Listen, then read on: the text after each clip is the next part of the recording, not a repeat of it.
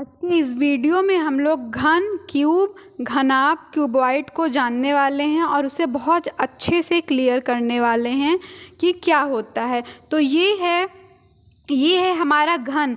घन जो होता है जिसकी लंबाई, चौड़ाई और ऊंचाई तीनों बराबर होती है उसे घन कहते हैं। जैसे कि ये पज़ल जिससे हम लोग गेम खेलते हैं, कलर्स को मैच कराते हैं, इसमें देखिए ये लंबाई और ये चौड़ाई और ऊंचाई तीनों बराबर है, मतलब जिसमें लंबाई, चौड़ाई, ऊंचाई तीनों बराबर हो उसको कहेंगे घन। लेकिन जिसमें लंबाई, चौड़ाई और ऊंचाई तीनों अलग अलग हो उसे कहते हैं घनाभ। जैसे कि ये माचिस की डिब्बी, ये माचिस में देखिए माचिस की जो लंबाई है, माचिस की चौड़ाई और माचिस की ऊंचाई सब अलग अलग है, इसलिए ये घनाभ होगा। मतलब जिसमें लंबाई, चौड़ाई और ऊंचाई तीनों अलग अलग हो वो घनाभ होगा। जिसमें लंबाई, चौड़ाई और ऊंचाई सब बराबर हो, देखिए ये क्यूब पूरा देखने में एक जैसा है तो ये क्या हो गया, ये घन हो गया।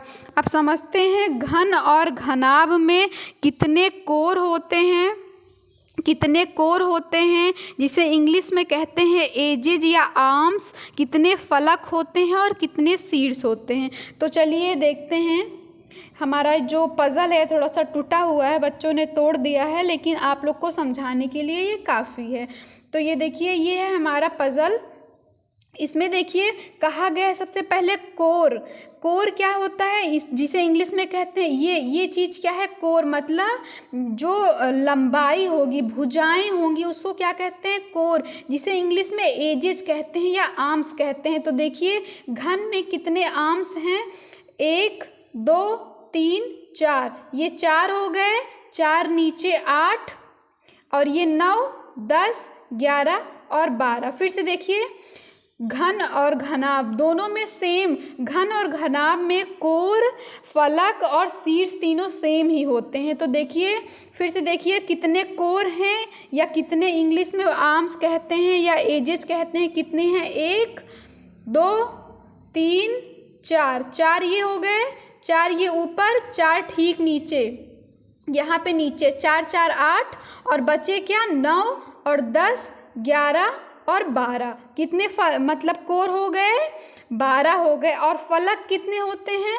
फलक मतलब फेस, कितने फेस, 1 फेस, 2 3 4 5 और नीचे 6, कितने फेस हो गए, 6 फेस हो गए। शीर्ष मतलब होता है कोना। कोना देखिए कितना है, 1 2 3 4 और 4 नीचे, 1 2 3 4, 4 नीचे, 4 ये ऊपर और 4 नीचे, कितने कोने हो गए, 8 कोने। तो एक आयत, तो एक घन में 12 कोर होते हैं, 6 फलक होते हैं और शीर्ष 8 होते हैं और घनाभ में सेम ही होते हैं। ये देखिए माचिस की डिब्बी, ये घनाभ का एग्जाम्पल है।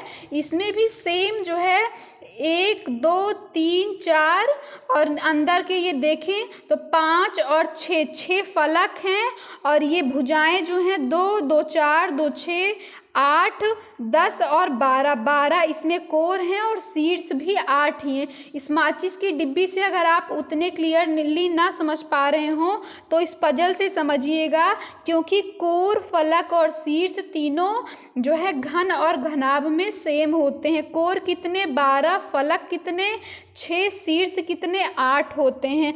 अब आता है घन का आयतन क्या होता है। तो जो घन का आयतन होता है वो होता है भुजा का क्यूब। भुजा का क्यूब मतलब जितनी भुजाएं होती हैं उनका क्यूब होता है, ए का क्यूब ऐसे भी लिख सकते हैं।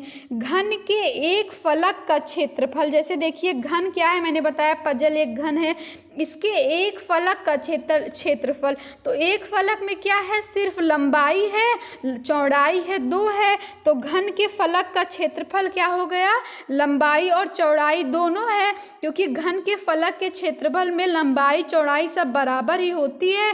तो यहाँ हम लिख सकते हैं भुजा का स्क्वायर या फिर ए का स्क्वायर, भुजा का स्क्वायर।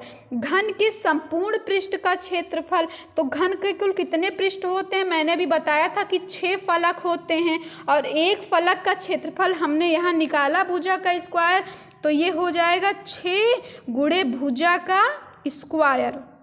भुजा का स्क्वायर या लिख सकते हैं 6a स्क्वायर।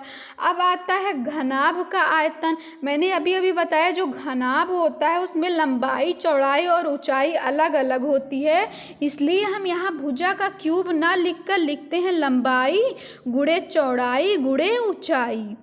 अगला है घनाभ के संपूर्ण पृष्ठ का क्षेत्रफल। तो घनाभ के जो संपूर्ण पृष्ठ होता है यहाँ पे हम लोग 6a स्क्वायर नहीं लिखेंगे क्योंकि इसकी लंबाई चौड़ाई अलग अलग है, तो हम लिखते हैं 2 इन ब्रैकेट में लंबाई गुणे चौड़ाई धन चौड़ाई गुणे ऊंचाई धन ऊंचाई गुणे लंबाई। ये घनाभ के संपूर्ण पृष्ठ का क्षेत्रफल होता है। और कभी कभी ये भी क्वेश्चन पूछ लिया जाता है क्योंकि हमारा कमरा भी घनाभ ही है, तो कमरे के चारों दीवारों का क्षेत्रफल, तो कमरे के चारों दीवारों का क्षेत्रफल क्या हो जाएगा 2 ब्रैकेट में लंबाई धन चौड़ाई और गुणे ऊंचाई। इसको याद करने की जो ट्रिक है हम याद कर सकते हैं, आयत के परिमाप में हाइट से मल्टीप्लाई कर देना, क्योंकि आयत के परिमाप का फार्मूला होता है 2 ब्रैकेट में लंबाई धन चौड़ाई, इसमें हम लोग ऊंचाई से गुणा कर देंगे तो कमरे के चारों दीवारों का क्षेत्रफल आ जाएगा। आई होप ये वीडियो पसंद आई हो। वीडियो पसंद आई हो तो लाइक ज़रूर करिएगा। Okay guys, bye, thank you.